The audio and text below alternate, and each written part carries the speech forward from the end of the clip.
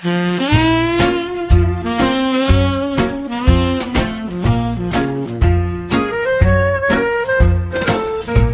walks where the shadows stay. Luck follows him night and day. In a town where the cards and dice never play fair. Mr. Lucky never rolls sevens and always holds a pair.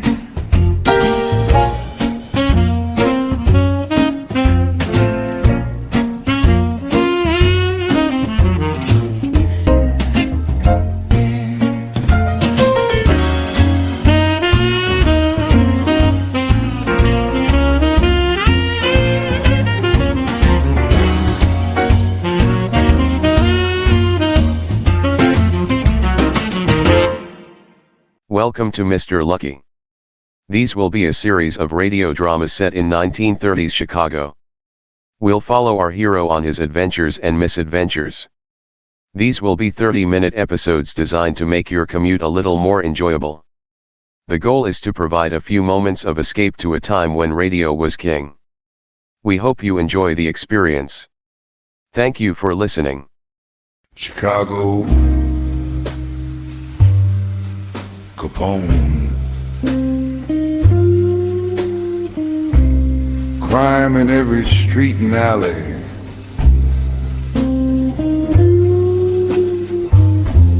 One man walks alone, yet always finishes on top.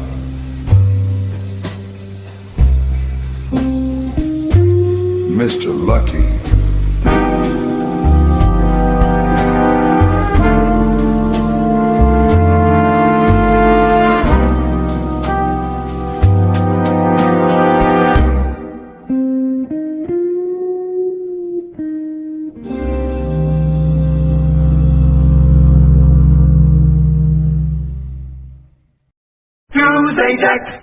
The foaming cleanser, clean pots and pans, just like a whiz. Ajax cuts grease faster than any other leading cleanser. Use the paying the elbow tax when you start cleaning with Ajax. Ajax really polishes as it cleans. So use Ajax, the foaming cleanser. Flush the dirt right down the drain. My gosh, they're right. Foaming action Ajax makes even the dirtiest pan shine like new in a jiffy. So use Ajax. Welcome to the 4th episode of Mr. Lucky. We didn't discover who or how past-post betting is happening, but we do know someone has inside information. Mr. Lucky thwarted whoever was fixing the races, but there was still past-post bets placed. The bettors didn't win, but they tried. Mr. Lucky has a month to figure out how and who is behind the last-minute betting. We open with Vic and Mr. Lucky outside of Al's office. Heard you made a haul. Kept Al in the chips, too. Not bad for a guy who says he doesn't know the nags. Just lucky, I guess. What can you tell me about past-post betting? What do you want to know? How it works and who does it. The how is relatively simple. You put your bet down after the windows close, when you know something about the outcome of the race. That reminds me, how did you get 20 grand to fix his own race? Fix his own race? You know what I mean. It looked like it was going to be Pimlico all over again. Then it wasn't. Lumpy has a way with jockeys. Sure, Lumpy. Hey, Pimlico was no accident. When we figured that out, putting in the fix was easy. Well, whatever you did, it worked. Even the past-post betting worked in our favor. They bet on the wrong horse. But there was still past-post betting. Yes, as much or more than with Pimlico. Our own windows, too. Any ideas? None. I shouldn't be possible. But it's happening. If I wanted to place past-post bet, how would I do it? We're not sure how they are doing it. But in concept, it is relatively easy. All you do is place the bet after the horses are at the post, when they're in the starting gate. Which theoretically is not possible, right? Lumpy placed our bet as they were heading to the gate. The window was about to close, and Lumpy shoved the bag across before the window closed. Well, that's one way. What's happening with our windows is the bets are being placed while the race is in progress. Which we know is impossible, right? Right? Except it's happening. Had you not fixed the derby, and mate really won, Al would have been out a lot of money. You going to tell me how you fixed it? That was Lumpy's magic. The jockey was his friend. He got him to play the Pimlico game and let him get boxed in, only not really. Hell of a jockey. Let mate take the lead, then burst out of the box at the right moment. And that is what they call a horse race. It sure sounded like Pimlico all over. But they were in the far stretch before 20 grand made his move. Yes, so. So, we don't know. They bet on a fixed race, one they thought was fixed. And the timing is all wrong. The odds at post were 4-5 for 20 grand and 6-5 for mate. The odds didn't change at the track even with past post betting. It was as though no bets were placed. But they should have changed because of all the past post betting. Well, yes and no. If the bets were spread out over several betting parlors, no single bet would be enough to change the odds. Were they? Yes. All our parlors got hit. Well, they would have been hit if 20 grand didn't win. I wonder. Wonder about what? How do you receive track results? Western Union, why? So, what is the mechanism for getting the race results from Louisville to Chicago? Mechanism? How do they do it? A guy at the track sends the results to us by telegraph. Always telegraph. Sure, how else would they do it? Telephone? Well, couldn't they? Sure. But have you ever made a long-distance call? It would take too long going through operators and all. With the telegraph, it's instantaneous. What if it weren't quite instantaneous? What are you saying? Nothing yet. Let me think about it. Need to talk to Lumpy and maybe a few other folks. You know something, don't you? Maybe yes, maybe no. Next race, Belmont, is in a month, right? Yes, so? So that gives me a little time. What do you want me to tell the boss? Nothing yet. Who do we know at Western Al's office Union? a week later. So what have you got for me? A few wild-ass guesses and a little science. Which do you want first? What are your wild-ass guesses? I think I know how you're getting beat with the past post bets. I'm listening. You use Western Union to get race results, right? Of course, how else? We'll get to that in a bit. You think what you are getting is immediate, instantaneous, right? You're telling me it's not? It's not as immediate as you think. There are delays. What delays? Patience, I'm getting there. Okay. Okay. Well, first there is the delay at the track for the results to be finalized. Sometimes that is important. Often it's not. Could be a couple minutes to an hour or so. Right. Right. So what? The race is over. We don't pay out until it is official. Understand. Still, there may be a minute or two before an announcement before Western Union transmits the results. 2 minutes. And then there is the time it actually takes for the telegrapher to send the message. Say 30 seconds. Okay. Okay, 30 seconds. Then what? Then that same 30 seconds each time it goes through another telegrapher. A signal is only good for about 200 miles before it must be repeated, given a boost. We are about 700 miles from Louisville. That means 3 or 4 different telegraphers and they're 30 seconds or more. You beginning to see the problem? Not really. So it takes a couple minutes to get the results. So what? What if someone could get them faster? How? I think I know how, but I need to test it. What if someone could send the results to Chicago 2 or 3 minutes ahead of the results, or any aspect of the race before you could? Past post betting?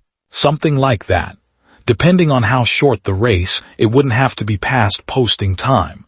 The race could be over and you wouldn't know it. Your windows would still be open.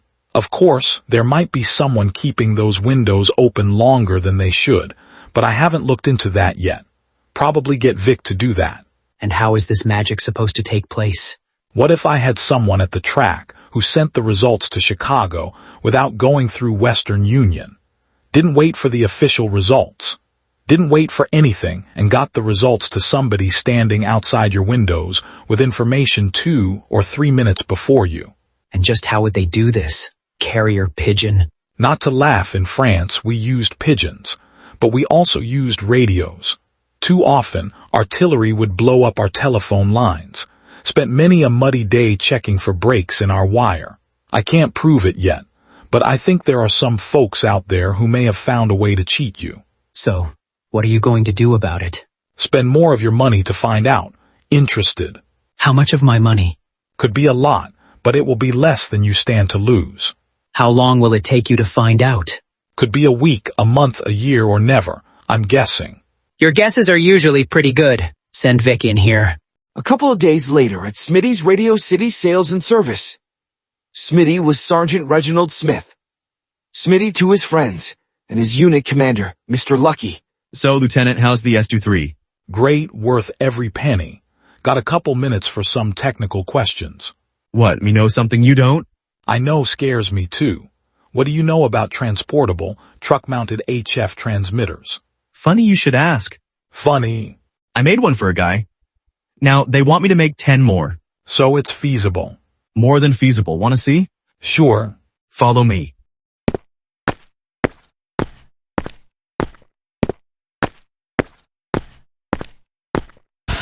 There she is. She's a beaut. Yes, she is. Don't you need a larger truck? Not really. It's not for continuous use, so heat is not a problem. I can compress the space, put everything closer together. Things are getting smaller all the time, and since it is for limited use, I don't need many batteries. Added another generator so I can charge the batteries. Beats what we had in France. No comparison. Why are you asking? Who ordered it? Some guy here in town? I can give you the name, but I think he is just an errand boy. Whenever I have a question, he has to ask somebody for the answer. Again, why? AM. Of course, what did you expect? Heard of FM, frequency modulation. Have you been talking to the Major? No, but I think I probably should. Radio World has the occasional blurb about what he is working on. FM seems to be his latest hobby. No hobby. I've seen his setup. It'll beat the hell out of AM. Nothing bothers it. Sparks, arcs, any kind of electrical interference which knocks AM to its knees has no effect. That's the problem with this little honey. Park it anywhere near power lines, electrified train or trolley lines, and you are off the air, nothing but static. Any chance this was down in Louisville last Saturday? Yes, how did you know? I didn't just guess. Where you headed next? New York, Elmont, Long Island, why? FM is pretty good. Better than good. Why? Need to think about this for a bit. What does FM require in the way of hardware that you don't already have for AM? I'll have to think about this. Not that familiar with FM, might need to call the Major, but I don't think I would need much more than a way to convert the AM signal to FM. Much higher frequencies, but that just means VHF transformers and coupling capacitors. These guys only want to send code. What do you want? Same thing. Should make it much easier. It does.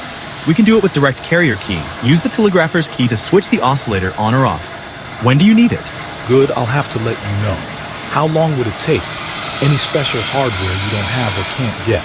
FM operates at a much higher frequency than AM. I would need VHF transformers and VHF tubes, and variable capacitors for tuning.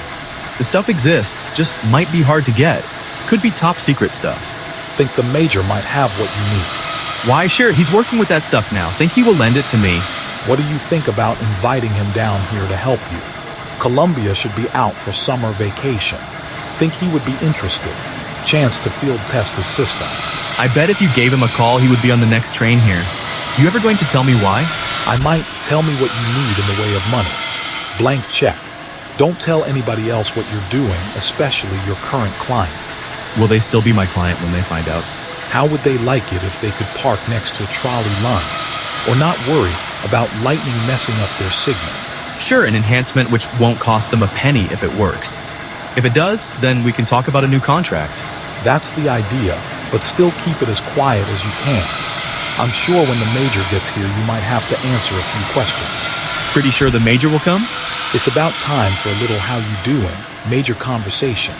A call from you wouldn't hurt. I need to know the circuit. I have to call him. He's the only one working on FM, isn't he? As far as I know. Radio World hasn't mentioned anyone else, but I'm sure there are others. The Skelly Oil Company, you know, was the originator of tailor-made gasoline. And tonight, I'm going to tell you something I just found out about mittens. Yeah, that's right, mittens. You know, the three little kittens lost their mittens, those things. Well, now, what I found out about mittens is this. You see, we have different kinds of mittens for different parts of the country and for different kinds of weather.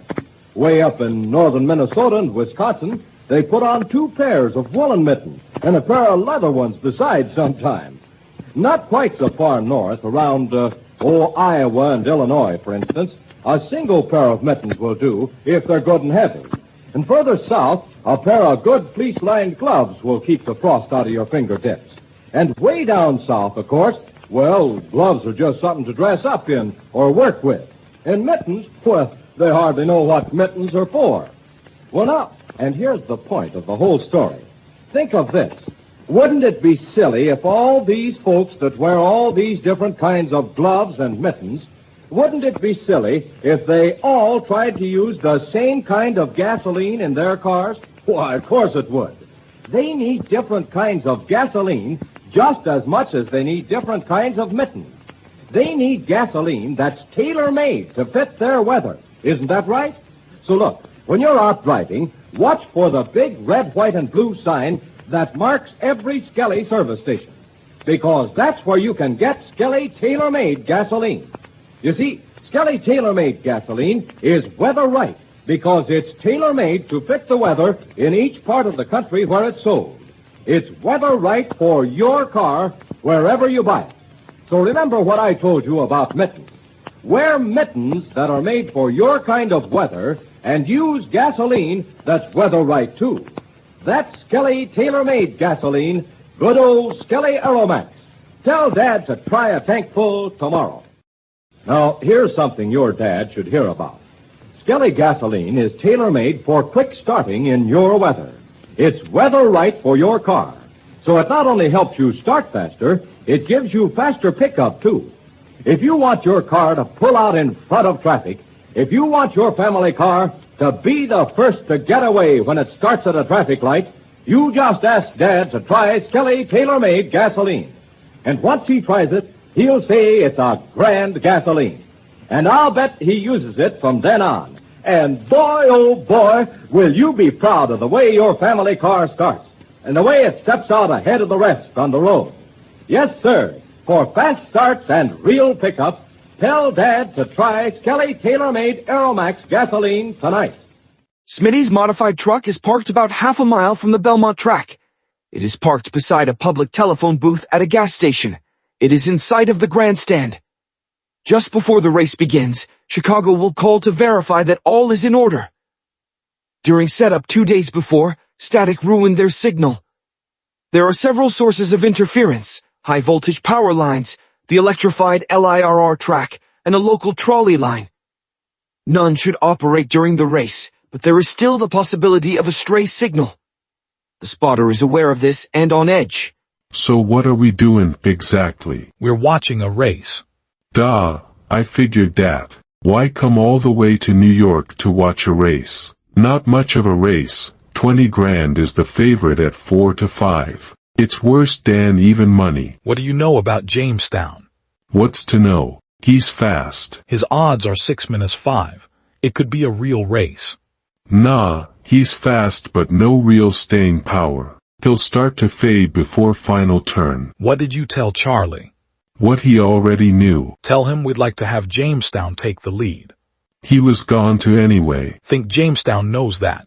How would I know what the horse thinks? You seem to have a pretty good idea. You do want 20 grand to win, don't ya? Yes, but we want Jamestown to think he will win. We want Chicago to think he will win. We want them to put their money on Jamestown. Second, sure, but not first. Any hope for Sun Meadow? None at all. See the odds. 20 to 1. Does Smitty know what to do? He should. You told him often enough. How about the cops? They know what to do. They know. You gave them enough money and Al still has friends around here. They don't wanna mess with Al. Don't you trust anyone? I trust you and I trust Smitty. The rest not as much. Want me to go down and make sure? No, I don't want us associated with the truck. Might put Smitty in jeopardy. We probably shouldn't be here, but I want to be here if something goes wrong. Sure, one of your plans goes wrong. Why the cops? I need to keep Smitty safe. I wasn't sure what to do until I saw what they did with the phone booth. And what'd you see? A phone line tied up for more than a few minutes. And that gave you your idea. It started me wondering what a cop might think of a truck parked next to a phone off the hook and guys standing around. You really think they'd think anything about it? They would if I planted the thought and gave them a couple bucks to think what I wanted them to think. So, we just sit back and wait for something to happen. Something like that. Something like the booze. Right, we let nature take its course. Here, we let the law be the law. Who's your money on? The long shot, Sun Meadow. 20-1. Yeah, 20-1. I got a feeling. Well, good luck. To ya, ta, boss. They are outside the truck. One guy relays the message from the spotter to Smitty. Another guy stands by the phone booth to make sure no one uses it while they are connected to Chicago. They're at the gate. Got it. They're off. Jamestown in the lead. Got it. Damn cops. What you guys doing? Nuttin'. Illinois plates. I bet you guys are from Chicago. So what if we are? It means we have enough trouble with local bootleggers. We don't need you guys.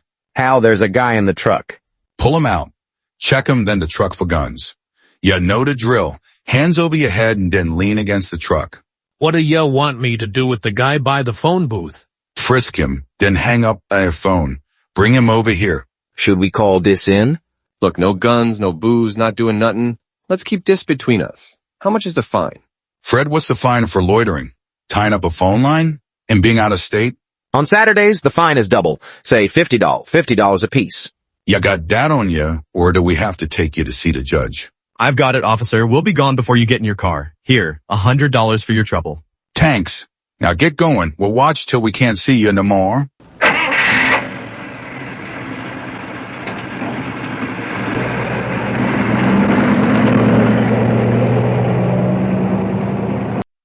Did you get the message okay? What message?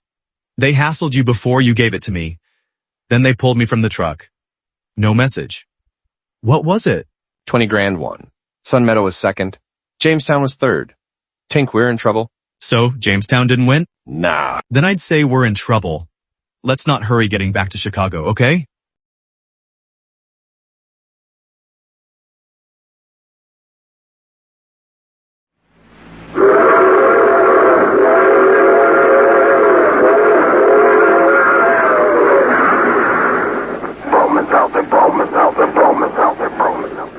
Friends, it's so foolish to suffer with an ordinary headache when Bromo Seltzer gives you such fast, pleasant, three-way relief. It's true, Mr. Weed. Bromo Seltzer is so pleasant to take, and it works so fast to help your headache all three ways. Yes, Bromo Seltzer speedily fights the headache pain itself. Then it goes right to work to soothe the upset stomach and jangled nerves that often may team up with a headache. Try it next time you get a headache. Prove to yourself just how fast it works to help your headache all three ways. We've tried a lot of headache products, but it's Bromo Seltzer from now on for our family. You'll say the same thing, too, once you've discovered Bromo Seltzer. So get a bottle today and be prepared at all times to fight a headache fast, all three ways. It's smart to keep Bromo Seltzer both at home and at your place of business. That's right, folks. Remember, Bromo Seltzer gives you fast, three-way help for a headache. It's on sale at all drugstores. Caution, use only as directed. If headaches recur or persist, see your doctor. Get Bromo Seltzer today and...